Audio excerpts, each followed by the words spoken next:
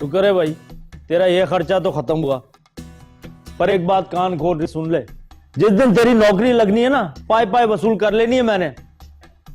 रशीद, ये कैसी बातें कर रहे हो? क्या हो गया है? और ठीक ही तो कह रहा हूं मैं। वो क्या जरूरत है पढ़ाई शढ़ाई करने की? और इस उम्र में बाप का कारोबार संभालना था, इतना बड़ा कारोबार है मेरा, को हाथ खोलता अपने। ना कौन सा कारोबार? ये दूध दही का? ना तो बुराई क्या है इसमें? ना मेरे कहने का मतलब है कि मेरा बेटा पढ़ लिख के बड़ा अफसर बन के जब दफ्तर में बैठेगा ना, तो देखना तेरी भी कैसी टोर बनेगी।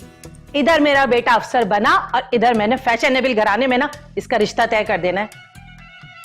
और लानी है एक मॉडर्न सी बहू, सोनी सी। शाबाश है भाई। तो तू इसको इसलिए पढ़ा रही है ताकि मॉडर्न सी बहू घर पे ले आए? वाह जी वाह। और नहीं तो क्या, आजकल यही हो रहा है। लड़कियां बहुत पढ़ लिख गई हैं, पढ़ा लिखा लड़का ढूंढती हैं। वो जमाने नहीं है कैब में लड़की के जाइलट आदमी थमा दिया। और बात सुनो, मेरे जो लेडीज क्लब की मिसेस जमान है ना, उनकी बेटी मुझे बहुत पसंद है। ओ बस बस अम्मी, रहने दो। पहले मुझे अच्छी जीपीए लाने दो और नौकरी पे लग जाने दो, फिर लड़की का भी बता दूंगा। हाँ हाय ना, तूने कोई लड़की पसंद कर ली है क्या? मेरा मतलब है पसंद होगी तो बता दूंगा। अभी मुझे बहुत मेहनत करनी है, मुझे बहुत पढ़ाई करनी है। लड़की का बाद में बता दूंगा।